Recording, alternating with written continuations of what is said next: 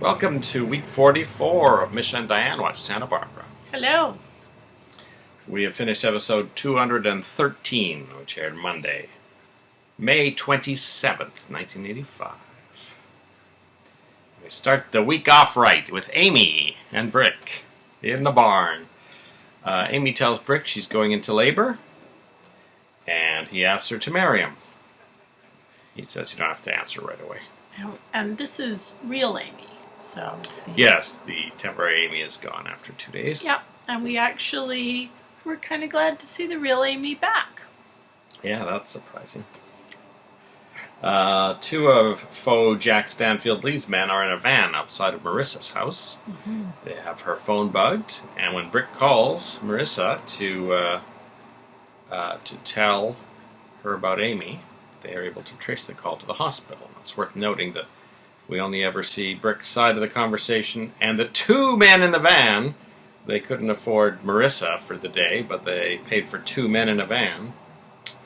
And I think maybe it would be worth noting as well that fake Jack Stanfield Lee seems to have access to better equipment than the Santa Barbara Police Department, because I seem to recall in one of the earlier plot lines, probably involving Peter Flint, they were on the phone for like 10 minutes and couldn't trace the call. And Brick's phone call lasts about 2 seconds, and somehow they're able to trace the call. Mm-hmm. He won't tell Marissa where they are, so I think he suspects that people might be listening in, but doesn't realize that they've had enough time to trace it. And one of the thugs goes to visit Jack. So really the other thug wasn't needed. They could have paid for Marissa to have at least a scene. Yeah. Amy goes into labor, and the doctor says he's not as famous as Dr. Renfro, but he's delivered a lot of babies. So he's heard of Dr. Renfro, and it's obviously listed as Amy's primary physician. Well, I think we're seeing a little bit of a trend in this show where we're meeting a lot of very famous professionals like Marcello, like Dr. Renfrew, like Jack Stanfield Lee, who actually, for one reason or another, don't seem to be that stable. Psychos. Psychos for the gazebo. So Dr. Renfro arrives while Amy's still in labor and peeks in and gives a quick call to faux Jack to say that he's taking over. So I assume she'll, or at least Brick will be happy when he waltzes in to deliver the baby. Yeah. But I have a feeling all those scenes are going to be in French, so I think we'll just have to guess. I'm actually okay with that. It's almost like the person who recorded the English language version on their cassette player didn't have any interest in Amy and didn't record any of her scenes. I still haven't found my tapes, but I strongly suspect all of my tapes for this episode will not have Amy in them. Jack reveals to the torturer, so this is the real Jack, that Julia's favorite drink is vodka and orange juice, that the last time he saw her was in his office in Los Angeles. And then the torturer phones faux Jack and tells him that they have extracted all they can from Jack. So I'm a bit worried about Jack, if he's become expendable or not. Yeah. Or if this is just related to the Julia Inquisition. Lionel barely avoids being sat on by Augusta, because he's sleeping on the couch. And he's moved the TV, obviously, so he could watch it with the sound very quiet at night, and Augusta is very annoyed that the TV's been moved. Julia covers for Lionel and gives him a chance to sneak off the couch by climbing over the back, I believe. We saw a very funny blooper at the end. I don't know if that was on the original airing or if someone just tacked it onto the version we had on YouTube, but there was a blooper of Nick Coster tipping over the entire couch when he tried to sneak off it. So. They turn on the TV because Augusta wants to see a show about astronauts so she can have some things to talk to Frank Armstead about. And she's troubled to hear Lionel's voice because there is a commercial for Zimmerman's that Lionel has talked. What's Zimmerman's first name? Can't remember now. Talked him into doing. Frank Armstead arrives with flowers. And of course Lionel's, questions him. And he tells Lionel that he's rented a Rolls Royce to take Augusta and Julia to brunch. But don't worry, the bill's going to you. So Lionel decides, time for another disguise. I'll be the chauffeur. Because Frank said, I saved you money. I didn't get a chauffeur. He says, Augusta sure is a lot more fun than Rita, my girlfriend.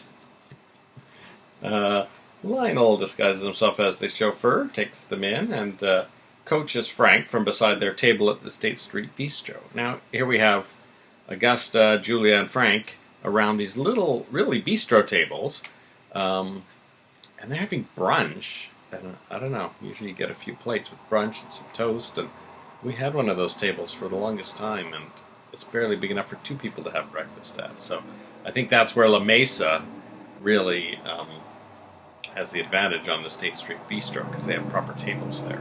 Yeah, there must be something amazing about the State Street Bistro that we just can't see as a viewer, because everyone is always going there. They go there for their office work like Mason, they go there for dancing like Tad, they go there for brunch before work, and Kelly went there on a date. Yeah, and Minx was suggesting it. There must be something amazing about it, because it actually doesn't have a lot of character, and it doesn't seem very well laid out. I mean, I think La Mesa or the Orient Express even had a lot more going for them than the State Street Bistro. I wonder, from a set perspective, it somehow takes up less space while appearing to be large, but La Mesa actually appeared quite spacious to me. But Jack Stanfield Lee arrives, and Lionel realizes that he can't hang around that table because Jack will probably say something. So Lionel hides. Augusta introduces Jack to Frank. Luckily, she doesn't ask him to sit because there's really not much room left. But another one of Lionel's commercials plays on the television behind the bar. And one of the patrons happens to notice Lionel standing right next to him and say, "Hey, you're the guy from the commercial." So then Augusta, picks up on that, and Lionel goes, "Oh, hey, Augusta, Julia, I didn't see you there." So it's twice now he's pulled that, I've just arrived bit. So Augusta does not want to be there with all these Lionel issues, so she asks Frank to take her home, which of course is being done by the chauffeur, Lionel, who's rushed out the back. Then later in the vehicle, they pull over to look at the ocean, or to smell the ocean, and when Frank asks her to smell the sea, she smells the chauffeur's cologne and realizes it's just like Lionel's. But luckily Frank covers and says, "Oh, the last chauffeur I had was so chatty, I instructed them under no circumstances is this one to speak." So he sends Lionel off for a walk, and he takes the opportunity to kiss Augusta, and Lionel ends up just poking him in the forehead in disgust because he can't say anything. Cruz finds Eden unconscious after her encounter with Marcello. Yeah. And the doctor suggests she spend the day in bed. To which Eden gives Cruz a very naughty look. And throughout the day, she's spying on Cruz on his various police duties and arresting and trying to seduce Cruz and trying to find out about Channing's killer and snooping. So Cruz is writing invitations. He's bought a little packet of envelopes and paper, and Cruz ends up getting a blonde guy to deliver all of the invitations to the people. He says, "I want these hand-delivered, and I want it done by today." Eden sets up a recorder to record Cruz while he sleeps, because he's mumbling about Channing. She's hoping to get something good. While she snoops around, she makes a call to see about them getting married tonight. She contemplates looking through his filing cabinet, because maybe Marcello didn't get everything. Then she finds the invitation to her, and so she opens that. And it says, "You are officially requested to attend a gathering in the Capwell study tomorrow at 7 o'clock. Or at 7 o'clock tomorrow evening. At that time, a reenactment of the murder of Channing Capwell Jr. will be staged. Ooh. If possible, please wear the same clothes you were wearing on the day of his death. Inspector Castillo. So I think it's coming soon. Yeah. The reenactment of the murder, which presumably will result in the revelation of the murderer. That should happen during the sweeps, I would think. Back at the bistro, Faux Jack apologizes to Julia for not recognizing her a couple of weeks ago. He says, I had a lot on my mind and I just really wasn't expecting to see you in Santa Barbara. So he offers Julia a vodka and orange juice, using his newly gleaned info. And she says, it's just orange juice now. And he says, it's the 80s, I should have known. Jack says Julia's come a long way and learned a lot from him. And Julia says she really doesn't want to discuss what she learned from him. So I like the understated way in which Nancy Gran is playing lines like that. Yeah. He says he never asked her to fall in love with him. And she asks, how many other women were there? And he kind of wonders why she cares at this point. And she says, revenge. I don't remember if she says that when she's by herself after he gets up or when she's still talking to him. I don't remember either. Because that, the Van Bug guy came to get Jack to tell him about Amy at one point. Later at the Lockridge Mansion, Frank says to Augusta that maybe they can do this again without the chauffeur sometime. Lionel gets rid of Frank, and Augusta tells Julia that she thinks Frank probably looks like James Garner, and kisses like him too. Which is actually kind of weird comment. Julia kind of wonders if Augusta has kissed James Garner, and I don't think we've got a proper answer for that. So Augusta wants to know what Frank looks like. Is he handsome? And Julia offers that Frank is very pleasant looking, which Augusta takes as an attempt by Julia to knock him down in her eyes. She says he's got very nice hands and a nice voice, so that's what Augusta thinks. Cruz's invitation arrives for Augusta and Lionel. So Julia and Lionel open theirs simultaneously so that Augusta can't hear two envelopes being opened, and Julia reads out Augusta's version. And now remember, Augusta theoretically wasn't at the party. So she and Julia go to pick out something for her to wear tomorrow.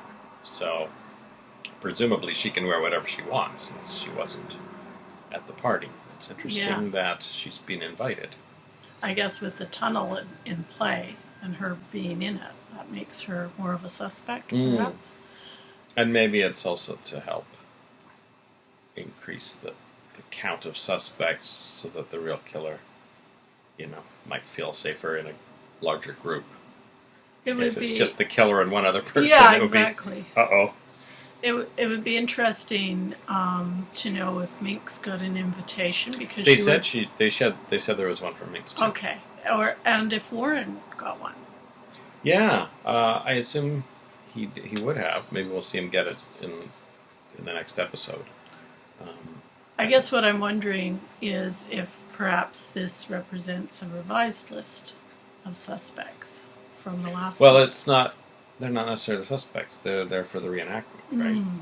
Right. I think he wants to reenact where everyone was located at various points. I think the suspect they'll be moving back and forth from the study to the atrium to just sort of to maybe the tunnel, or at least the access point to it.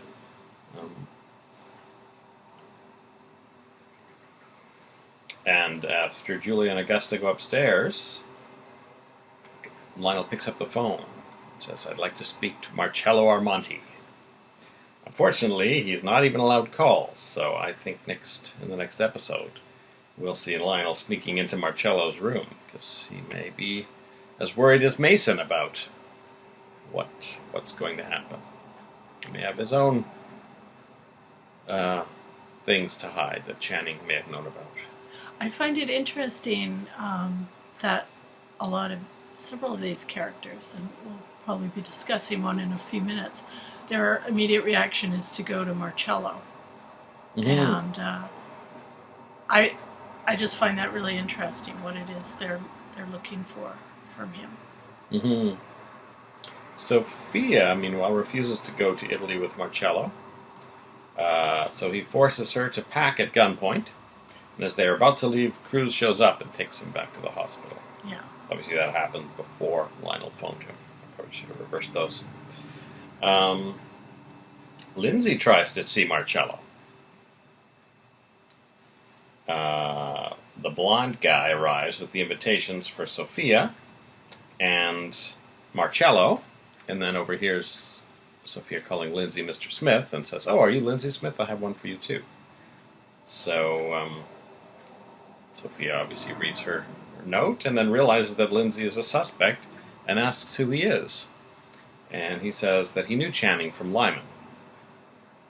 And that he goes on about how Channing's life was basically ruined because she was dead or in Europe, and that if she hadn't left him alone to be raised by Cece, then he'd still be alive today. So Lindsay says to Sophia, if you're trying to find someone to pin his death on, you look to yourself. So this kind of takes Sophia back, but I think she's, regrets the 15 years she wasn't there, but... Yeah, I thought it was kind of an interesting. This is taking place outside Marcello's hospital door, and both Sophia and Lindsay have tried to get in to see him and have been refused. Mm-hmm. And I thought it was kind of interesting because Sophia, who we've seen as a very sort of conciliatory force in the recent episodes, almost has a kind of gruff tone with Lindsay, is very suspicious of him, and I think that's maybe raised his hackles a little bit. That's how I read it. Mm-hmm. And so he goes on her pretty harsh when they both get the envelopes, and she's sort of questioning who he is and what right he has. Already had to deal with that questioning once from Santana and probably from Eden too. So yeah. And we already know from some of the things Lindsay said in the past that, Channing had perhaps confided in him a lot of the actual problems he was having with CC. Mm-hmm. So I think Lindsay has a very strong perspective that CC was maybe not the positive force in his life that he was always portrayed to be. Mm-hmm. Inside his room, Marcello opens the invitation and says, "I couldn't stop it. Now it's going to happen, and there's nothing I can do." Yeah. And that is a Monday episode. So I think this is going to be an exciting week. Yeah, I think so. I think we may find out who killed Channing in the next week or so. So we will see you after we watch episode 214, a portion of which I know is in French. And that is also a very special episode for us. So we'll talk a little bit about that tomorrow after we watch 214. See you then. Bye-bye.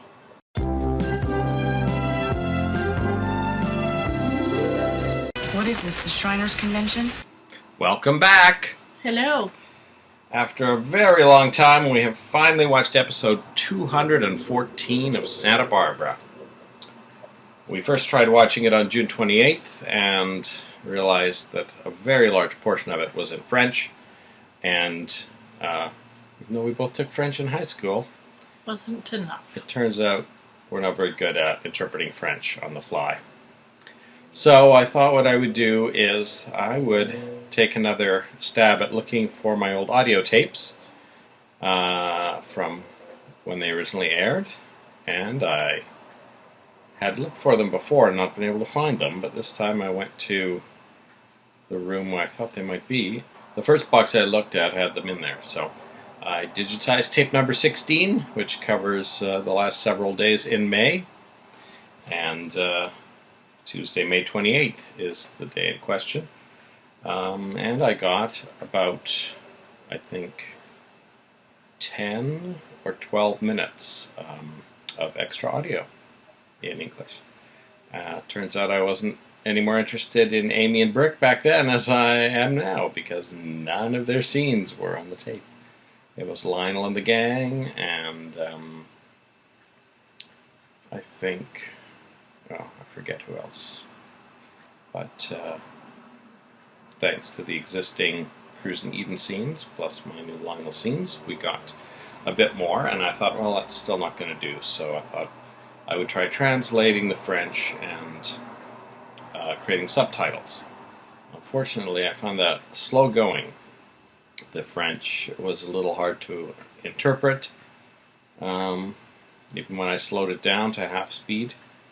And then I thought, well, I wonder if I can find the Spanish version, because I know a lot of episodes exist with Spanish subtitles. And I had previously searched for them but not been able to find them, and this time I was able to. So I got episodes 214 and 215 in Spanish, or with Spanish subtitles, still the same French-English combo. And I basically translated those and created English subtitles. So I will make that available in some way to people who are interested in seeing that version. And this is a special milestone for us, because there were 2,137 episodes of Santa Barbara. And so episode 214 brings us to the 10% mark. We have watched 10% of Santa Barbara. So, Tuesday, May 28th, 1985. The doctor starts to deliver Amy's baby. This is some random doctor, I don't know his name. And partway through the procedure, Dr. Renfro bursts in and says, "I'm taking over. I'm Dr. Renfro." Now, this doctor knows Dr. Renfro's reputation, so he's kind of amazed that Dr. Renfro's helping out this basically nobody of a patient. So Renfro delivers the baby, lets Amy hold it just for a few seconds, and then gets a nurse to take it out. And this nurse is clearly working for Renfro, because Amy passes out, and Renfro takes the opportunity to quickly spirit the baby out. Brick does notice, and he says, yeah, we're just taking the baby to intensive care, but you should go to Amy's room and see if she's regained consciousness yet. So the doctor gets rid of Brick that way, and then he gives the baby to a woman in a black hat in what I'm presuming is a limousine, and tells the driver to go to the airport. Mm-hmm. And the woman says to the baby that it can have anything it wants in life. So this woman is very happy to have this baby. Then the doctor asks Renfro, "Hey, where'd that baby go?" And Renfro says, yeah, I sent it to Los Angeles to a specialized clinic for its problems. So he's like kind of being vague about problems. You know, he's saying everything's fine, beforehand, but then as soon as he can take the baby out, he says, "Oh yeah, there were some problems." Yeah. And then he takes a phone call from someone, obviously a fake phone call, and he's like, "Oh no, that's terrible. I've got some bad news for Amy Perkins." And he tells Brick that the baby died. And we see some nice acting from Brick in responding to this. Renfro does kind of make it seem like it might be Brick's fault a little bit, because he's really leaning into, I told you guys not to leave town, and then it took me so long to find you guys because you insisted on being here.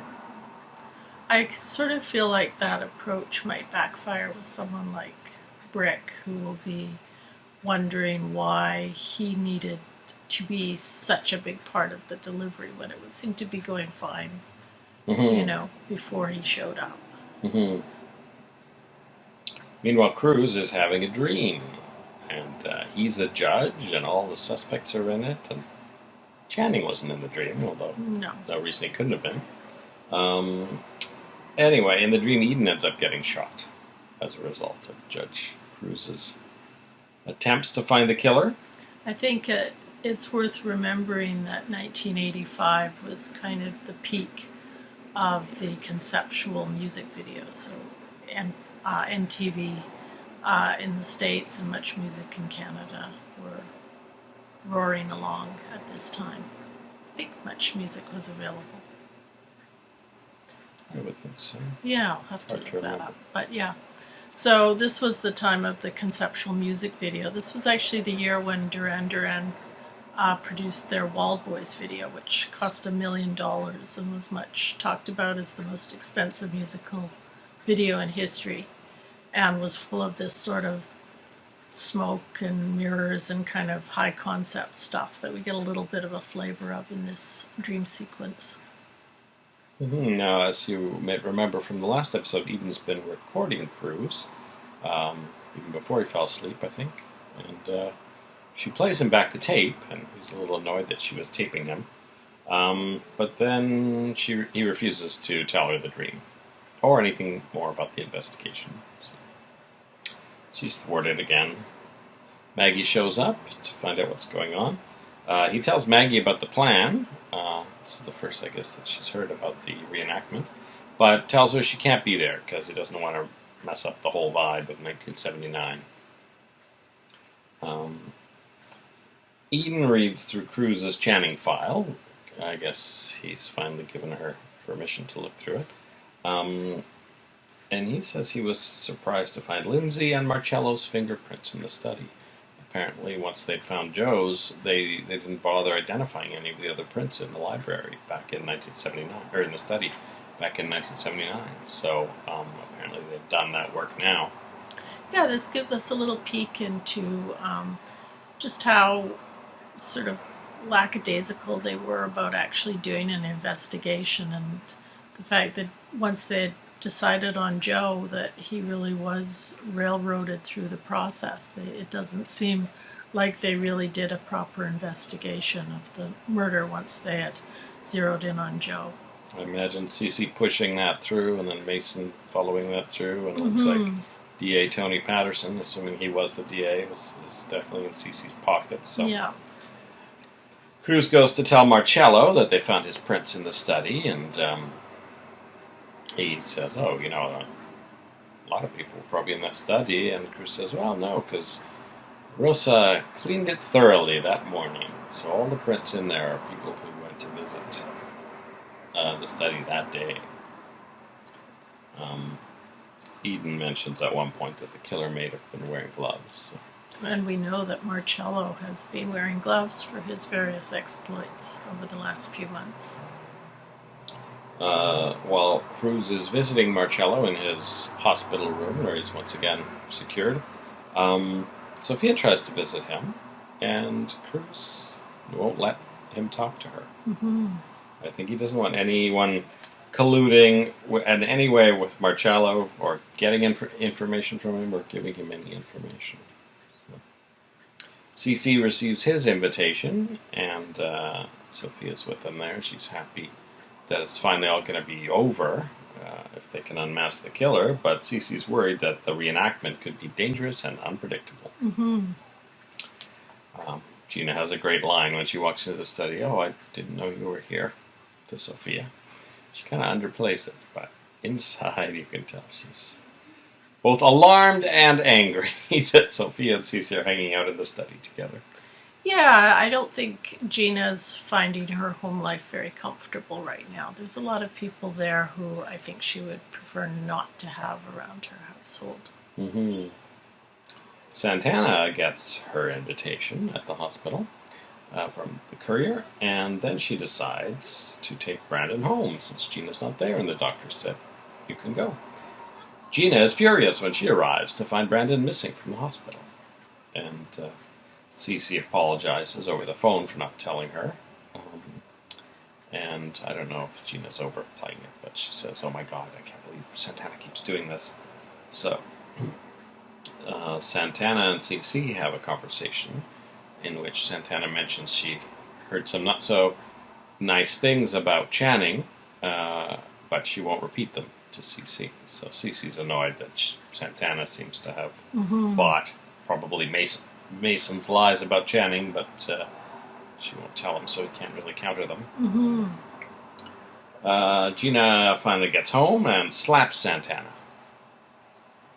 And she says she thinks Santana wants Brandon, and she's not going to let Santana see Brandon anymore. Mason, Lionel, Warren, and Lindsay all hanging out at the State Street Bistro to discuss the invitations. Lionel's worried because he says the wrong person's already spent 5 years in jail once for this murder. Yeah. And Lindsay says that he thinks Cruz is probably looking at him as a good suspect. And they talk about it being like Murder on the Orient Express, although Mason says, unlike the killer in that book, only one person is going to go to jail for this murder. Eden's over at another table waiting for Cruz. They ask her if she can fill them in on anything that's going to happen, but she doesn't know either. Then Maggie shows up, and she says, no, Cruz hasn't told me anything. So Mason's like, well, I'm pretty busy, so I won't even be able to make it, just as Cruz walks in and slaps his arm on the shoulder. Says, you are going to be there because this is a command performance. Then after, Cruz is left again, Lindsay says to the little group of conspirators, I guess, that he can't take it anymore and runs out. Later at home, Cruz and Eden decide to spend a quiet night in, when Lindsay bursts in with a gun. He says he thinks Cruz is trying to pin the murder on him. Santana arrives, and that gives enough of a distraction for Cruz to get the gun from Lindsay. And he tells Lindsay that's kind of a boneheaded thing that he did. Yeah, I like the way he kind of looks at Lindsay and says, what am I going to do with you? Because it really makes it obvious that Lindsay has, I think, maybe misinterpreted some of the situation. Because Lindsay has managed to convince himself that he is the prime suspect. Because he is an outsider, as Joe Perkins was. And I think the whole lesson of what happened to Joe Perkins is really hanging heavily over everyone. And Lindsay is the first one we see to snap under that. He does mention to the group that, even he's pretty sure that the Capwells are driving this, and the Lockridges aren't as likely to be targeted because they're rich, and the rich stick together, so they're probably going to hang it on him. Mason enters the study and finds the gun back in the drawer somehow. And he takes the clip out and aims it at the door, I guess pretends to be Channing's killer, and pulls the trigger just as Cece walks into the study, which Cece's not too happy to see Mason there, for one thing. Doesn't really question why Mason has a gun there. He's more angry that at the thought that Mason may have killed Channing, and says that if he had anything to do with Channing's murder, he'll kill him with his bare hands. And Mason says, well, I may just show up tomorrow just to pin a medal on the poor slob who did it. So, once again, Mason acting like possibly could still be the killer. He definitely seems to have something to hide, even if he's not the killer. And I think, something may come out during the reenactment about Mason. I mean, we do know there was some scheme with Mason and his mother, but short of Mason blurting it out in front of everyone, I don't know how it's going to come out unless Cruz has found out some more info that he plans to feed at the appropriate time. I mean, I imagine, if he says Maggie shouldn't be there, then he's probably going to play Channing. Otherwise, him being there would mess everything up too, right? So. And we still don't necessarily know what Sophia's going to say in this situation. Because she may have overheard some things as Dominic that she hasn't revealed yet. Or perhaps seen some things. We've actually seen very little of Dominic's, presence that night before the murder. We've seen a lot of reenactments, or flashbacks to after the murder. But, and we've seen some flashbacks of Lionel and Warren before the murder, but I don't think we've seen Dominic have a flashback. We assume Augustus was home as she said she was, although she is invited. Minx is maybe a wild card. Was she somehow there? Did she also have an interaction with Channing? That would be interesting to see. We may not have seen the full slate of people who got summoned to the study. Did Santana actually have a conversation with him? Or Rosa or Ruben? I mean, Ruben's on the suspect list, but the actor's not on the show, so I don't know what's going to happen there. Well, we don't know if Lindsay had an interaction with him as well. And unfortunately, I mean, I guess there's no reason they couldn't have either Joe or Marcello appear in flashbacks, assuming we'll see flashbacks, or Ruben, but we'll see how they do it. It is frustrating to think that 3 of the main players that night aren't even on the show, and in Santa Barbara world are dead. So that's pretty much everything that happened in this episode, which we watched a couple days ago. I don't even remember what day we watched it, but it's now July 18th. We probably watched it 3 or 4 days ago. Well, we watched it in stages because we started watching it, the version we originally had, and realized that was not going to work for us. We were missing a little bit too much of the plot. But I found an anonymous donor gave us some more, a couple more scenes in English last weekend, Sunday, and I edited those in probably on the weekend. So we probably watched it Sunday or Monday, I think, when I finally got it combined with the subtitles that I had already been working on. So, and I will be doing the same for 215 as well after this, but I think I can get that done today, so we might even watch that one tomorrow. So, yeah, 10% of the way through. And we'll be back after we watch episode 215 of Santa Barbara. Bye-bye.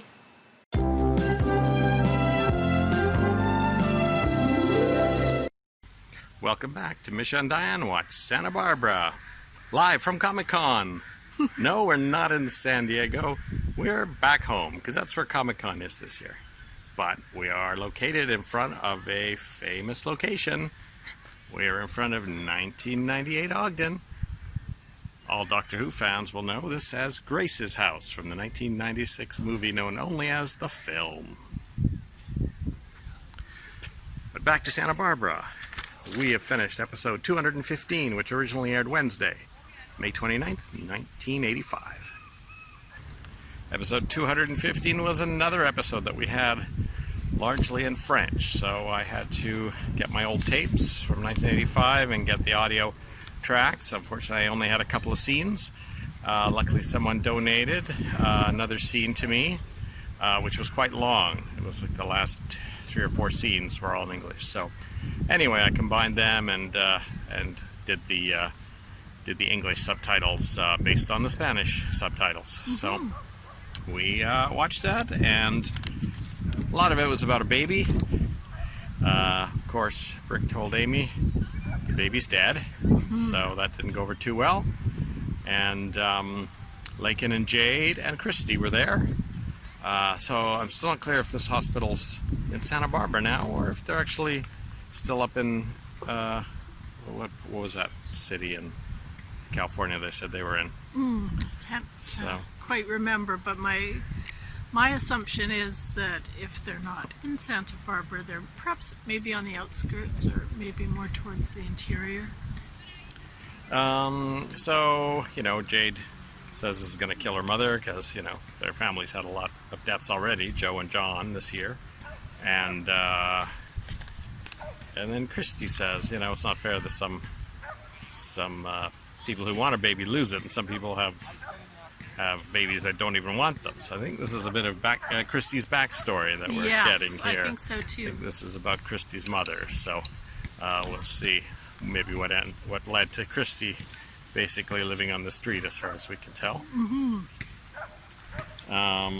Minx calls Brick at the hospital and offers her condolences. And then Brick has kind of an argument with Dr. Renfro, saying, why is someone of your stature following someone like Amy anyway? And he had actually told Minx he thought the baby was still alive, which Minx, was horrified that he was, thinking such obviously bizarre thoughts. But Renfrew's kind of creeping around in a lot of this episode, really behaving in a way which is very contrary to what you would expect from a high-profile doctor. Mm-hmm. So then at the end of the episode, Nurse Bailey shows up. And she is played by the woman who played Jerry Seinfeld's mother on Seinfeld. Yeah, What's she there to looks see familiar. underwater?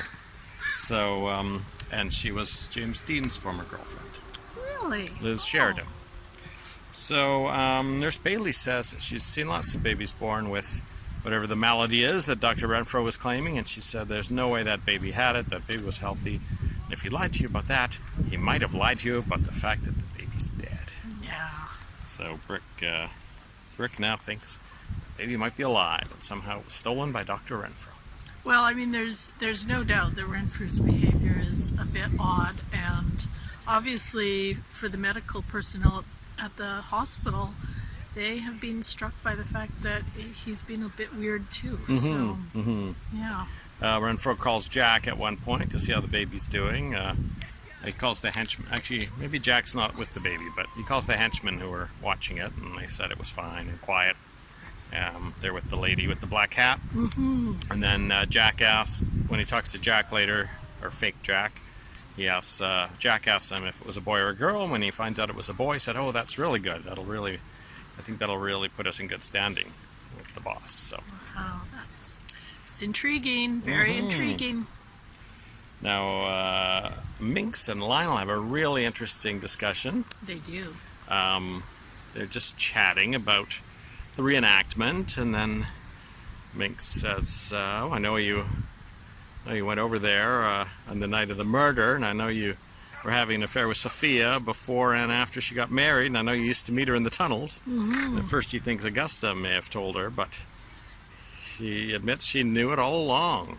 Yeah, Minx is a little more canny than people sometimes think. Mm-hmm. She says, "Is that what Channing was going to reveal that night?" And then, well, he starts to think maybe Minx killed Channing. But in the next scene, Minx says, "No, I didn't kill anyone. I wanted to, but..." So she says she has an invitation, but she's not planning on going for personal reasons. It'll be interesting to see how Cruz reacts to that. Mm-hmm. Now, Santana asks CC to tell her all about the events surrounding her pregnancy and Brandon's adoption, and he says, "Oh, it was all Channing's idea. I was so proud of him to come up with this plan to send you to Acapulco so no one would see you were pregnant, and then to get rid of your baby by giving it to someone." She's like, "Well, he told me that was all your idea." Mm-hmm. So, "Oh no, it was all Channing." So at first Santana thinks Cece's lying, but then she comes to realize, probably based on all the evidence Mason's given her, that Channing was probably lying to her. And she gets really angry with Channing and says he deserved to die. And I think this scene sort of shows Cece at his classic cluelessness, because to say that to a mother who, as Santana very rightly points out, was the one person who didn't seem to have a role in this decision, it's really insensitive at best. Yeah. But it definitely chimes with the flashbacks we've seen of Channing, who did not seem like a warm, cuddly, caring person at all. Mm-hmm. Now, Mason comes over because Gina's doing another pregnancy test, and goes up to the bathroom with her, and of course it's positive, which Mason already knew. And then he says, "Oh, while I'm here, you should sign this document that will hand over control of Channing's trust, or Brandon's trust fund." And Gina says, "No, I don't think so. This time, Mason, you've been had."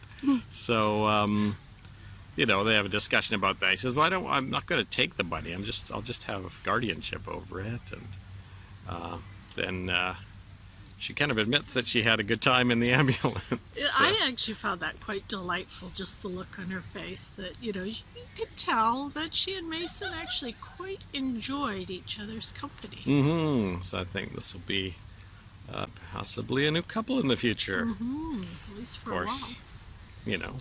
they're Not both, ideal for Mason since she's married. Well, and they're both sort of scheming snakes, so it's not going to be a really smooth, comfortable relationship, I'm sure. Assuming Mason doesn't end up in jail for killing Channing. Mason decides to tell her the truth, that she was actually pregnant the whole time, and she gets angry with him, but then decides to sign the papers after all. So. And then she tosses the sample at him. That's right. She tosses the sample at him. So he's covered in sample. Now, Brandon had a fun time in the study playing Channing Capwell. He was running around going bang, bang, and pretending he was Channing and had been killed. And was lying on the ground when Gina found him, which troubled her at first when she thought he was ill, and then later when he explained what he was doing, she was like, but he's your... and then Channing's playing behind the desk and opens the door, and lo and behold, there's a gun in the drawer, which isn't supposed to be there. So Cece calls Cruz and says, "What, do you know anything about this gun?" He says, "Yeah, I put it there for the reenactment." And Cece said, "I thought it had been stolen." He said, "Oh, it's not the same gun." So Cruz has put an identical gun into the drawer for the reenactment tonight. So Cruz and Eden are chatting with Sophia, and she asks if they've rescheduled their wedding, and Cruz says it's tomorrow. So we're going to have to get that champagne out again for tomorrow after, once the murderer's been revealed, that wedding is going to go ahead. Cruz asks Rosa to put all the same flowers out, and she says, "I'm trying, my memory's not perfect." And then he says, "Could you ask Philip to use the same silver tray to bring the note?" So Philip is still theoretically working at the Capwells, but according to IMDb, the actor who plays Philip will not be appearing anymore. So we'll see what happens tomorrow. I'm already annoyed Minx won't be there, because I remember being annoyed by that 35 years ago. Because I was like, why wouldn't she be there? Well, it's She's her one of our choice, best apparently. characters. I mean, we're already missing Joe and Peter. So, yeah, and then the Congratulations Channing banner. Reminds me of the banner from Arrested Development. Welcome home, Buster. Apparently, Rosa says that's still in the basement, so she'll put that up too. You know, I myself would be very hard-pressed to remember what I wore to a wedding, 6 years earlier. So kudos to the characters in this who seem to think that that's not too difficult a request. When Santana comes over, Rosa says, "Oh, I've laid out your maid's outfit for you." So Yeah, that part's easy. we'll see her in that tomorrow. I guess we saw Ava Lazar in it originally. So, Mason goes to Sally's apartment where he lives, and he packs up a few things. He's planning to not be around when Cruz starts looking for him. He opens the door, and there's a police officer whom he recognizes. And says, "Oh, what are you doing here?" "Oh, I'm just making sure you don't leave." I said, "What?" "Mr. Castillo," I said, "to make sure you are at that party." So obviously Cruz is much more interested in Mason being there than ensuring Minx is there. If Minx is going to get away with not going. Because he didn't, as far as we know, he's only had that one conversation with her. But maybe he's had another one or two, and he's fine with her not being there. We'll see what he says when she doesn't show up. So Mason sneaks out the window. Luckily, I think we know from before, Sally's apartment is on the first floor. So. Yeah. So, That won't be a good look on him, though, when they catch him sneaking out the window. Or they catch up to him in some way. well, I don't know. Maybe Mason won't be there. Maybe he won't. I don't know. I bet Cruz will have him. So we had someone ask us on one of the YouTube postings if we prefer or comparing our liking of Ava Lazar versus Margaret Michaels as Santana. So I have to say that although I think Ava Lazar's my favorite Santana, they're all the Santanas I remember really thinking were good in the role and fit in immediately. And I like a lot of the stuff that Margaret Michaels does as Santana. So. Yeah, I think to me they both bring a certain, a different energy and intensity to the role. Ava Lazar to me has this sort of quiet, simmering energy. whereas the newer Santana, she brings it right out. So, she's good with in scenes with Gina for sure. Yeah, That was a really great scene with Gina today or yesterday, and I think she's really good. Yeah, so I don't know if I would be able to necessarily choose a favorite. I really enjoyed the original portrayal by Ava Lazar, just because to me I was never quite sure what she was going to do. So I found that kind of interesting. But I have to say I am enjoying this Santana as well. I think she pulled a knife on Mason too, didn't she? So, yeah, it's just a different energy. Yeah. So I would say, they're both well cast, I would say. All right. Anything else for this episode? Not really. Any thoughts on the murder? Well, I feel like Cruz is really trying to trigger something. And I think that's why all of this has come together after he spoke to Marcello. That, because I think he's actually even said he's not entirely sure who will end up being the murderer, but he feels that by having everyone dressed the same and kind of go through the same sort of motions they were going through, that something will trigger.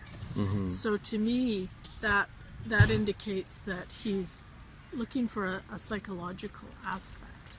Because Eden says, why don't you just get us all in one room and tell us who did it? And he says, sort well, of the truth won't come out that way. Yeah. So that's implying, I don't know. Yeah, I think it'll be interesting if perhaps one of the characters in their reenactment, maybe under the influence of some sort of hypnotic suggestion or something like that, will be tricked into remember something. Yeah. So that they're not even conscious of. Yeah. All right, well, we'll see you tomorrow after we watch episode 216 of Santa Barbara. See you then. Bye-bye. This is how I went about replacing the French audio on episodes 214 and 215.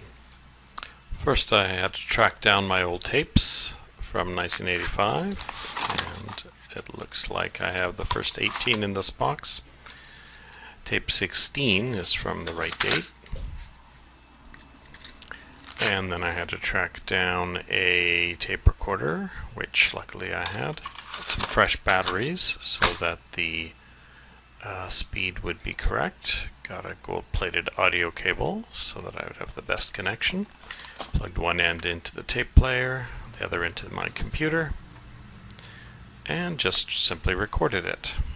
Then I loaded all the audio and video into some software that I have that allows me to combine different tracks.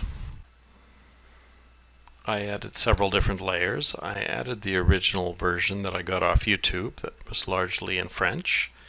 Then I added the version with Spanish subtitles so that I could line up the location of my English subtitles. Then I added the version that I was given of the scene in English, as well as my audio only of those scenes that I had in English. Ce pauvre bébé n'aura pas eu la chance de vivre. C'est vraiment pas juste. Vraiment pas. Ce sont des choses qui arrivent. Oui, mais il se trouve que c'est arrivé à ma famille. Then I needed to line up the Spanish subtitle version with the French version. Pas se poser ce genre de questions. Après tout, qui sait pourquoi une femme perd son enfant alors qu'elle le veut plus que tout au monde? So I moved each version frame by frame. Can you imagine a mother like that? No, why? It was no secret. Time was of the essence. I happen to believe more in human life than I do in snap-out forms. So that they would be lined up. And I do in snap-out forms. Yeah. And I do in snap-out forms. Yeah. Do in snap-out forms. Yeah. Snap-out forms. Yeah. Do in snap-out forms. Yeah. Life. It doesn't make any sense. Any of this. Maybe it was just meant to be. Oh, on top of everything else that's happened to my family. Why this? James, you can't ask that kind of question. I mean, who knows why a mother loses a child that she wants to have more than anything in the world? Then I had to split the audio and video of each track and delete everything that we wouldn't need for the final version.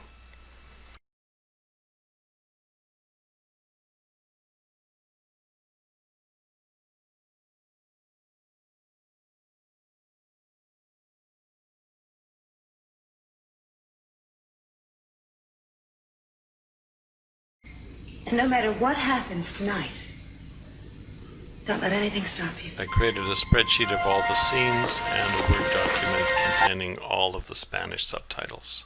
Then I copied the Spanish text into a translator and translated it into English. I made some modifications to make the translation seem more realistic.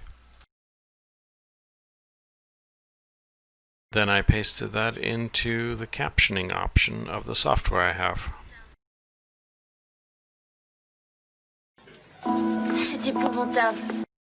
I lined up my new English captions to start and end at the same point of the original Spanish.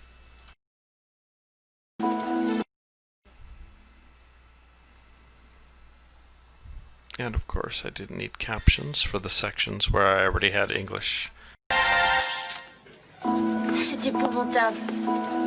Ce pauvre bébé n'aura pas eu la chance. Light. It doesn't make any sense. Any of it. Then I removed the Spanish version. C'est épouvantable. Ce pauvre bébé n'aura pas eu la chance. Light. It doesn't make any sense. Any of it. Maybe it was just meant to be. Oh, on top of everything else that's happened to my family. Poussez. Très bien.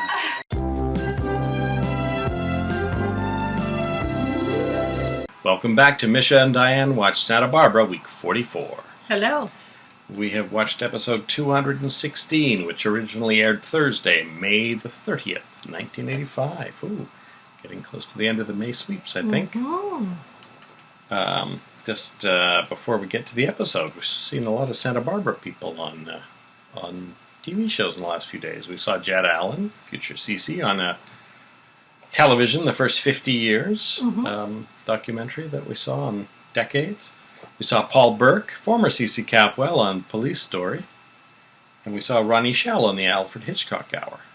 And we also saw Barney Martin on the Alfred Hitchcock Hour, I think it was yesterday, who played Jerry Seinfeld's father on Seinfeld, since we've had Jerry Seinfeld's mother on Santa Barbara for 3 episodes.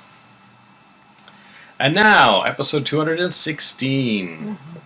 Cruz tells Eden that he knows who killed Channing, but not how. Cruz talks to a nurse at the hospital, who's secretly a police officer, and asks her to turn on the bug in Marcello's room when people start to visit, because he's pulled the guard, and all the staff on that floor are all police officers. Inside his room, Marcello contemplates slitting his wrists with a razor, but he changes his mind just before Sophia walks in. Before they have much of a chance to talk, Mason arrives, then Lionel, then Lindsay. Before too long, Lionel and Lindsay team up to try to get Marcello to put the finger on Mason. Mm-hmm. Marcello reveals things that he knows about all of them and their visits with Channing that night, including the fact that Mason and his mother were planning something. So they conclude that Marcello must have been hiding in the tunnel behind the bookcase to have overheard all of those things. And this is a scene that gives us an indication of why Mason might be acting so dodgy around all of this. If he didn't kill Channing, this gives him another motive to be trying to escape from Cruz and for his sort of mysterious actions on the night of the murder. I wonder if this will actually come out, what the actual thing was they were planning, or if, just that they were planning something, which will get Cece annoyed at Mason for another few months. Cruz arrives, not expecting that many people to have shown up to visit Marcello. Yeah. And he asked Sophia if Marcello ever knew things about her past that she didn't remember telling him. Mm-hmm. She says, well, I guess. And he says, well, did he ever use hypnotism as part of your treatment? And Sophia says, yes. So, I think this explains some of the weird things between Marcello and Sophia, if he's been hypnotizing her all these years. It definitely does. It seems like hypnosis is actually a huge part of Marcello's treatment, both legitimate and illegitimate. So I don't think that would be a great surprise that Sophia's been the subject of some hypnotic suggestion. We've never seen any flashbacks like that, but maybe now we will, now that we know about it. After everyone else leaves, Marcello looks at Cruz and says, you know, don't you? And Cruz nods. So I guess Cruz has put together the final pieces of Marcello's cryptic comments on the night of the fire. Later at the mansion, Sophia's dressed up in her Dominic tuxedo. Not the beard, though. Not the beard or the wig. So Lionel shows up. He's sneaked over through the tunnel. And they talk a little bit about how things sort of went out of whack with them. And that they hope that after tonight they can put the pain behind them, both their own and their families. Cruz is in the study and he checks that the gun is there in the drawer. And then he loads it. He puts the clip into the base, the handle, I guess. So that's interesting. Now, I was wondering, and I don't know enough about guns to know if this is even a possibility, but if he was loading it with real bullets or if he could be loading it with blanks. He's worried that the killer's going to try and shoot him. Probably it would make sense to put blanks in. I'm just thinking that would perhaps be the safest course. I think so.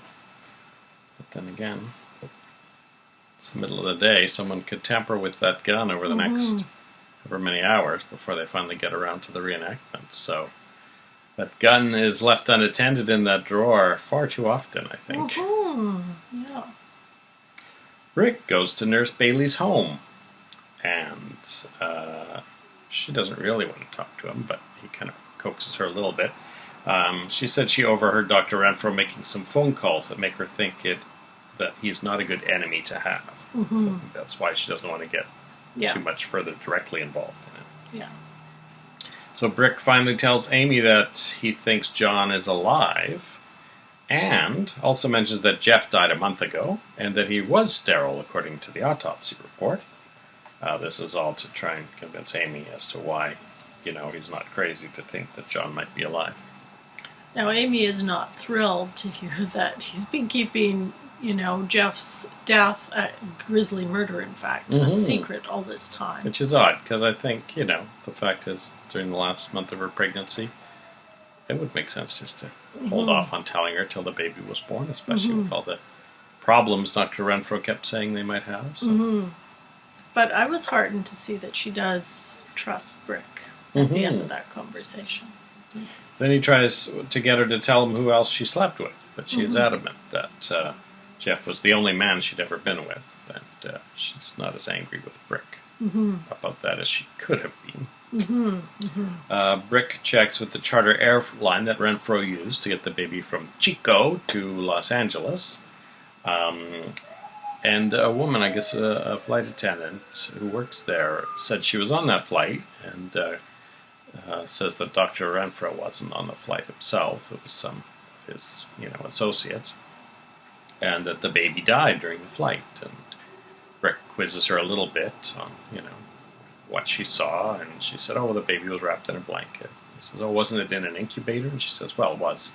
At first there was some equipment, but of course once it was dead, it was just in a blanket." So I don't know if she's been paid off by the whole crew to tell this story to Brick, or if she's just a normal employee that they made it look like to her, so they could have an impartial witness to back up the story. It did leave enough doubt. Like, you could see that Brick was a little bit shaken by this, because I think he really felt that there would be something a little more incriminating there, and to learn that there was a baby on the flight that died, I think kind of put a little bit of a crimp in the theory he was starting to come up with. But at the same time, it was very vague, this very sick baby, not in an incubator, which Britt picked up on right away, and the fact that the flight attendant said she had seen it, but she didn't really see it. It could have just been a bundle of blankets. So he calls Amy and just does a check-in, doesn't tell her what he's learned, says he's on his way to L.A., and he goes to the morgue to visit the morgue attendant. And the morgue attendant said he wasn't on duty that day, or I think he might have even said last night. And then he looks and says, "Oh, it's not our usual guy. It's a name I don't recognize. Yeah, I can barely make out the signature." So right away we know someone else, Jack Stanfield Lee's pay, I guess, was, or faux Jack Stanfield Lee's pay was a morgue attendant that night. But Rick takes that final step and asks to see the body. And when they open up door number 9, there's no baby inside. So now we really have suspicious circumstances. They didn't have quite enough people. So faux Jack Stanfield Lee checks in with the woman with the black hat, and she says the baby's fine. Then he talks to Dr. Renfro on his plain phone, video phone. First thing Dr. Renfro tells him is to stop smoking, and they reiterate that Jack Stanfield Lee doesn't smoke. So I think they're, for people who may be just tuning in, they're bringing people up to speed on this, probably because maybe next week after this murder stuff's out of the way, Julia might start realizing something, and they want to bring the audience up to speed. So they have a brief discussion about the baby, and then he says, "So can I finally go back to my practice now?" So I don't know if Renfro was, just brought in for this one job, or if, he goes back and forth between his private practice and doing weird things for this weird group. It actually struck me that perhaps they were holding something against him, and that, was basically sort of blackmailing him into performing this one task. But he does seem to be an all-around nasty guy. Oh yeah, he's not a nice character at all, and you just kind of get this, I don't know, almost slimy feeling whenever he comes around. He sort of oozes onto the screen. John Perkins is in a very regal-looking bassinet. And a weird old man, we just see the hand and the voice. A weird old man shows him a ring and says, "Guard it well, young man. One day it will be yours." Thoughts? Well, it made me wonder if this weird old man with this, very fancy-looking ring is someone who might have been in some sort of social circles with the Capwells at some point. Not that I think this necessarily has anything to do with them, but I immediately thought, I wonder if this is someone CC knows, or is perhaps a rival or something like that. Just because it would seem to me that super rich, powerful people from old families might know each other. But I don't think that's probably the angle of the story. I wouldn't think that would be why they would be targeting Amy. That was just a random sort of thought I had. I have started to remember just a little bit more of this story, but not much. But I remember just one thing, really. I also did pass through my mind that maybe this regal old family had some connections with the Armontes as well. I'm sort of running through my mind of all the families we've met so far who might have crossed paths with them. Again, that doesn't necessarily mean that they have much to do with the story, just in the idea that all these wealthy people might know each other somehow. But that's about all I can think, is that, and obviously this has something to do with Jack Stanfield Lee, so maybe someone wants to, it's maybe turning into some very shadowy kind of government plot with some wealthy family trying to influence the government and doing this through some doppelganger of Jack Stanfield Lee and baby swapping. I don't know. Yeah, I mean, now that the babies, the Jack Stanfield Lee's, work with the baby seems to be done. It'd be interesting to see what his next assignment is from the, secret cabal that controls him, and to see what other plot there is. I mean, it can't just all have been about the baby having a doppelganger of an attorney that wasn't even in Santa Barbara. Yeah. Back at the Capwell mansion, Santana is dressed in her maid's outfit. She mentions to Rosa that if she'd known then what she knows now, she might have killed Channing herself. But do we think she could have killed Channing?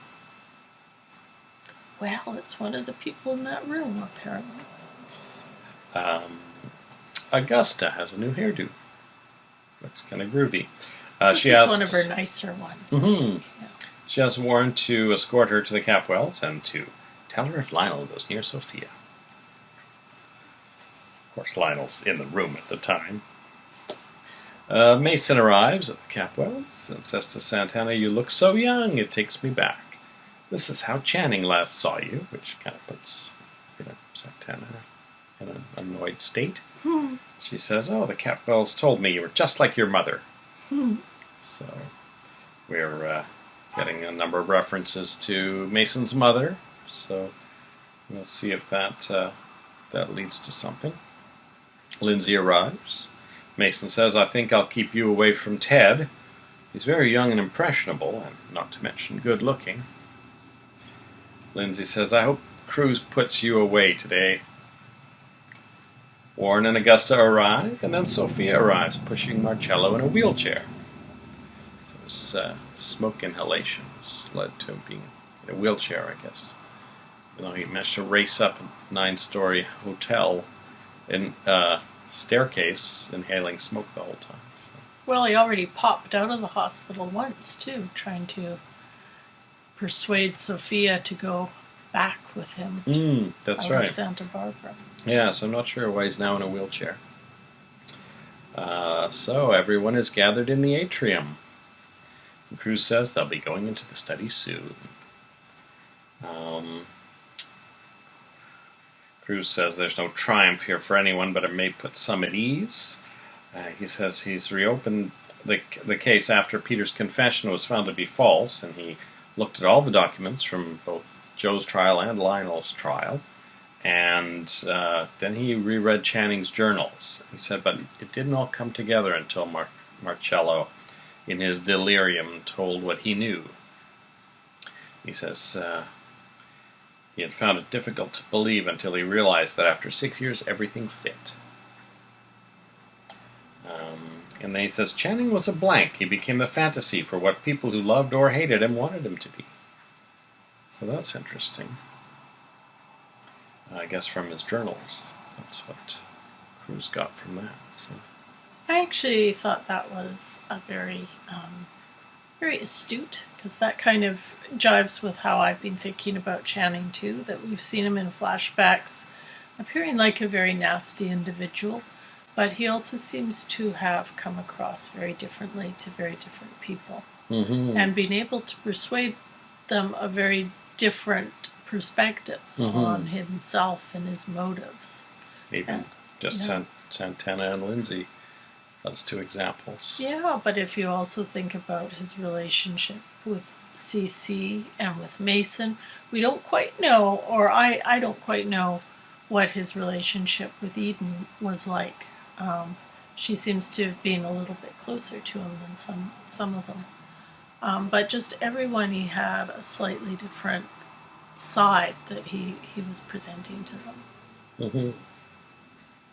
So then Cruz says, fact number 1, 6 years ago, Channing returned from Budapest, having won the equestrian championship with 3 broken ribs.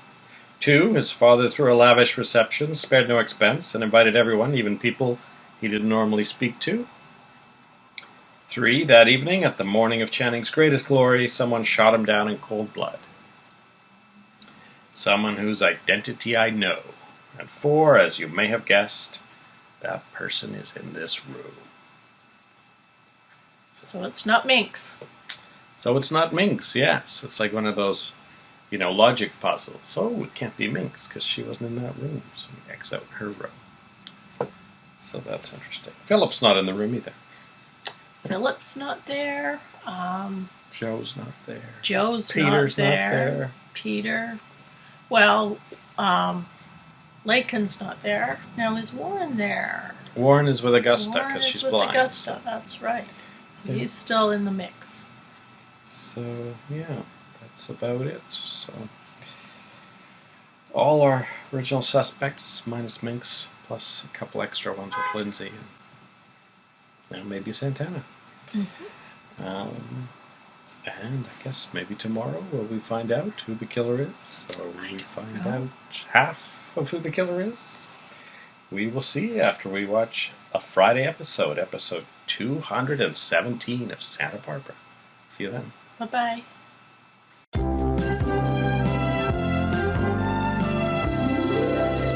Welcome back. Hello. We've watched episode 217 last night, which aired Friday, May 31st, 1985. So we've watched 10 months of Santa Barbara. It has taken us so far a year because today, in real time, is July 30th, 2020, the 36th anniversary of Santa Barbara. When we get to the actual first anniversary episode, we'll, I think, do a bit of a retrospective. That'll be in a couple of weeks. Brick confronts Renfro about the missing baby at the morgue.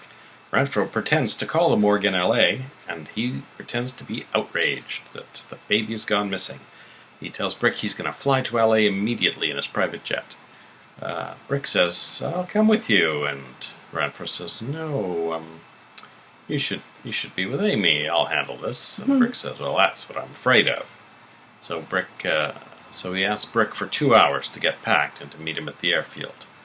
Renfro calls Jack Stanfield Lee, faux Jack Stanfield Lee, who sends 2 thugs to deal with Brick Wallace once and for all.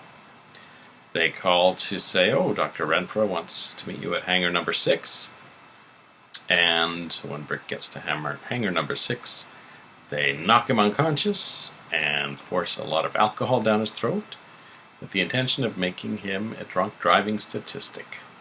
And we actually hear reference when the fake Jack Stanfield Lee is setting this up to Jeff's murder, where he says something like, "And don't make a mess of it like they did in San Francisco." Right. So we have conclusive proof that they were behind Jeff's murder, and which we already knew, really, but they actually talk about it this time, and and we know that they definitely intend to kill Brick. Rosa finds Brandon in the study playing Channing Capwell. He's making all sorts of business deals on the phone, and Brandon pulls the gun out of the drawer, much to Rosa's horror, and when Rosa puts it back in, she realizes that it is loaded. So we saw Cruz loading it yesterday. Cruz tells everyone assembled, who's still in the atrium, about Channing's plans to reveal all of these secrets about the various people. Cece is quite upset because he says, "Oh, you're making it sound like these people are the victim of Channing." So he's still not caught on to any of this. Cruz says that Channing only took an interest in Santana because Mason was interested.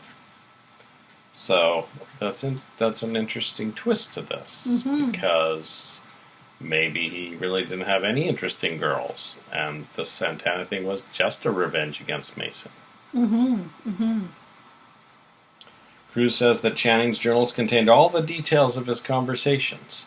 Now, it's interesting that the journals, contained details up to the day of his death, so he must have been writing furiously in there. Maybe he had it in the drawer in the study, or maybe he went back to his room at various times throughout the day and updated his journal with the information, because I think Cruz said that he had to go into Channing's study to get the journals, right? So or to get something. Oh, he had to go in there to get Sophia's diaries, which Channing had said to someone. That's how he knew about the affair. Yeah, I was really struck by that as well. As Cruz started reading Channing's words, Channing's talking about, well, I saw Lionel first. And you're thinking, when did he write this? Because we know that Channing is shot, is murdered later that day. Mm-hmm. He met with all these people in the morning, I guess. They talk about the morning quite a few times, actually. Yeah, So there actually could be quite a few hours between all these meetings and the end of the day. Yeah. So Channing was busy writing in his journal.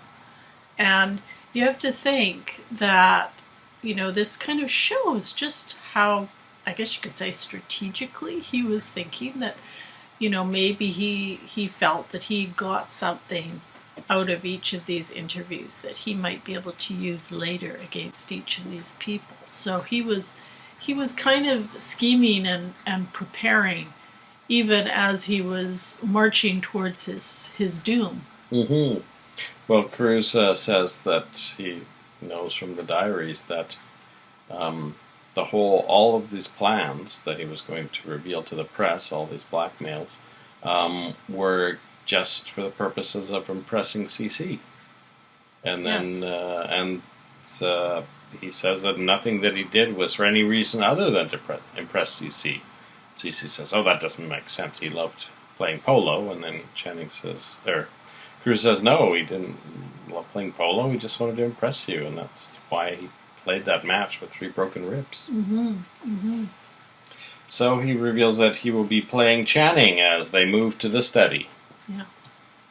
Lionel, Augusta, and Warren are the first into the study, and they're in there alone for a little while.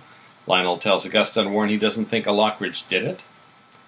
And then he takes the opportunity to tell Augusta he wants to move back home. Well, she's not having any of that. She asks why he's not with Sophia.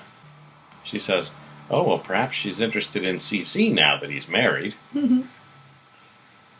Sophia tells Cece she doesn't believe any of this, that she'll never be convinced that Channing was evil. Ted, Kelly, and Eden talk about the suspects, and they all basically think that Marcello did it. Sophia asks Marcello if he killed Channing. He says, well, I would have had a very good reason to do it. And she says, revenge against Cece, please turn yourself in. Spare us this whole ordeal. But then Cruz tells them it's time to go in, and Marcello does not turn himself in.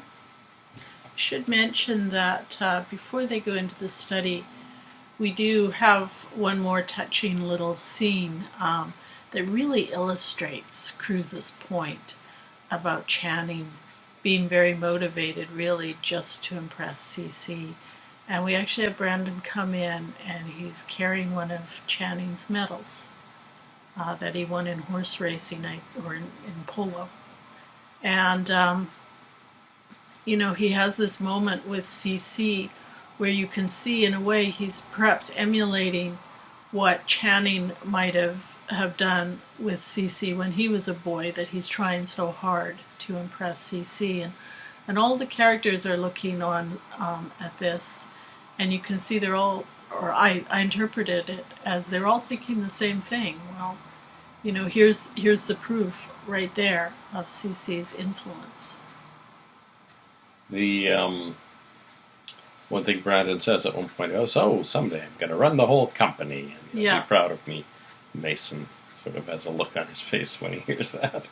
And also Brandon is actually calling CC Daddy.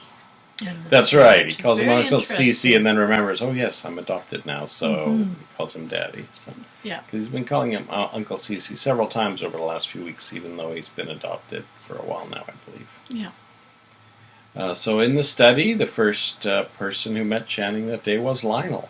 So we get to see Lionel's flashback, and I think, I don't know, maybe it was a bit more expanded than what we saw before, but the gist of that one is that Channing orders Lionel to give him the ring that Sophia gave him and puts it on his own finger and won't give it back to Lionel.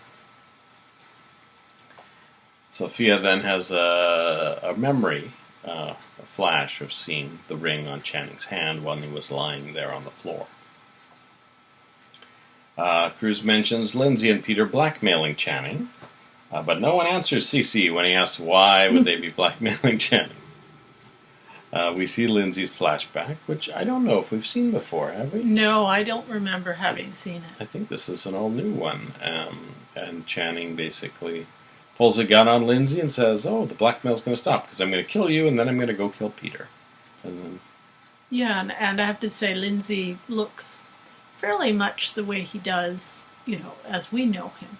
So that indicates to me maybe it was shot a little bit later or something, because in our other flashbacks we see Lionel with his hair a little bit darker and, little clues that this was taking place 6 years earlier. Mm-hmm.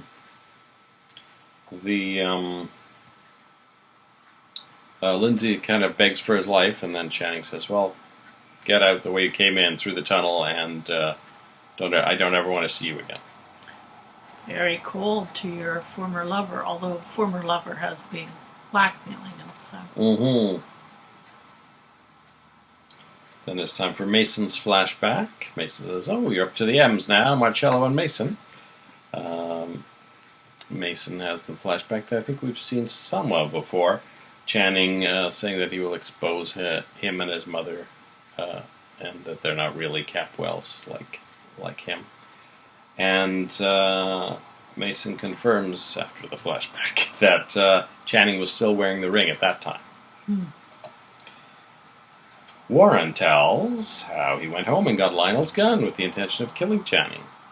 But when he got there, Channing was lying there dying, and we've seen that scene before. He says the ring was gone, and that Channing said Faramar, which we've seen before. And then Sophia has a flashback of herself as Dominic coming into the study through the bookcase. Cruz asks Lionel to wait in the hallway at this point. Then Sophia tells everyone that she remembers seeing Lionel in the mirror that day, but because it seems like some of her memories of that day are starting to come back, and suddenly her memory changes and she realizes it was Marcello in the mirror. And Marcello subsequently confesses to killing Channing. End of Santa Barbara. Click.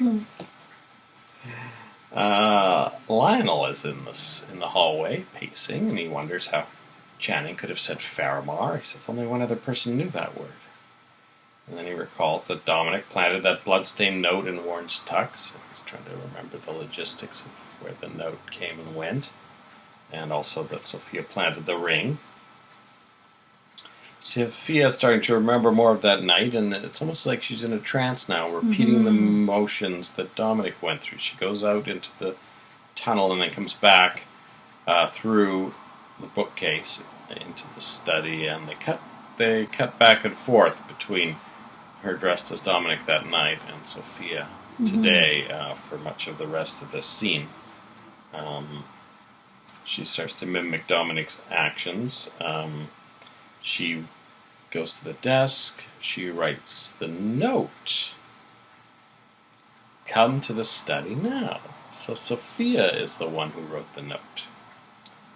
And then we see her out in the atrium as Dominic telling a maid that I don't know if we've seen before, give this note to Lionel Lockridge. So the note was never for Channing. The note was for Lionel. And Sophia gets quite confused when she remembers writing that note. She says, the same words. Yeah. Did I do? I sent that note that Channing had to Lionel. I told her to give it to Lionel. I had to protect myself. Lionel was going to try to kill me. I wasn't going to give him that chance. So I sat. And, she says that she didn't want to reveal herself to Channing until she'd made sure Lionel wasn't a threat. So she's sitting in the chair, and she says, and then I waited for him. And she takes the gun out of the drawer, and she turns the swivel chair so that it's facing away from the door. And at this point, Cruz, who's at the door, opens it and asks Lionel to come back in.